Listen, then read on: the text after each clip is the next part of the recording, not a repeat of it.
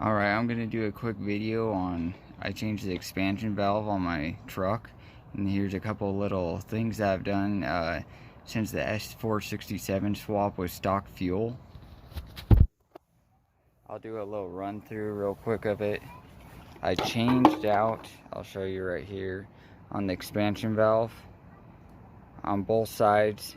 In all, there's 4 O-rings that you have to change.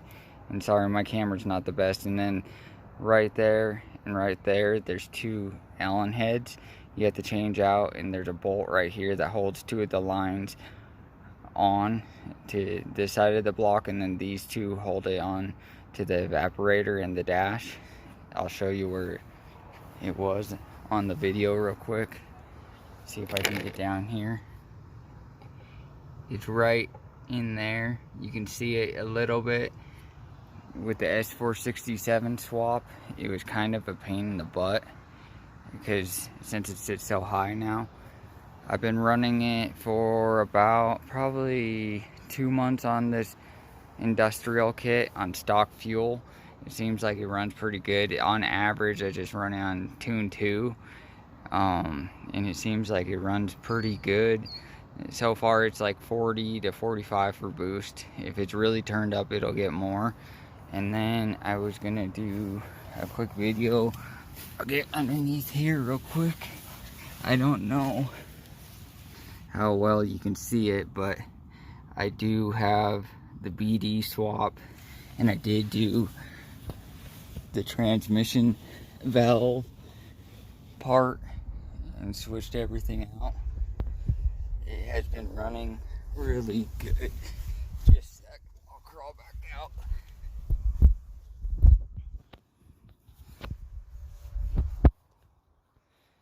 With the swap so far, it's been running really good. I haven't had any big complaints. You can see the pipe right here for the turbo to the intercooler. It did have to get modified. I will have to take better pictures during the day. It does run really good so far. It does have the .90 housing. I do not have that side on lock. We'll go over here. It's actually locked. I'll have to grab my key here in a second, but it does so far run really good. The shifting with the BD trans, because it's the 68 RFE, it does run really good. It shifts really fast. I don't have any complaints so far. It's a little harder shifting the more that I've ran it. I'll do a full out shot of the truck if I can get it.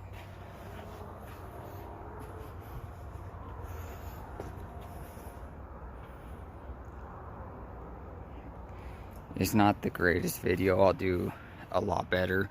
I'm slowly getting back into it. All the tools mainly that I have are Matco and a bunch of Snap-on. I've been using quite a bit lately. This impact I had bought is actually really awesome. It's not the highest 3/8 one, but it's compact, and it comes with 2 batteries, and it's the brushless kit. It works awesome. And then I use a lot of like the snap head style like this. I don't like with the plastic handles.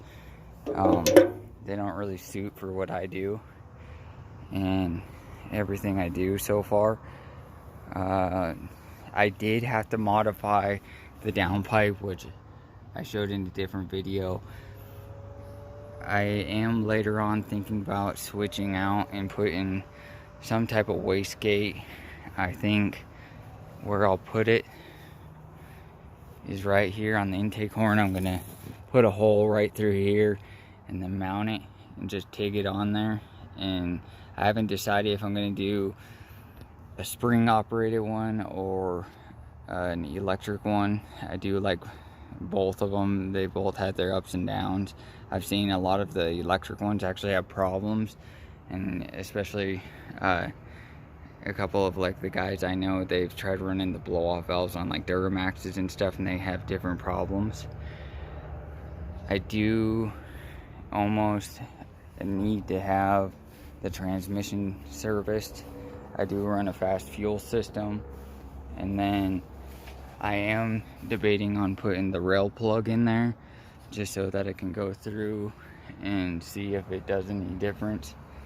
Later on I'll put a different CP3 injectors.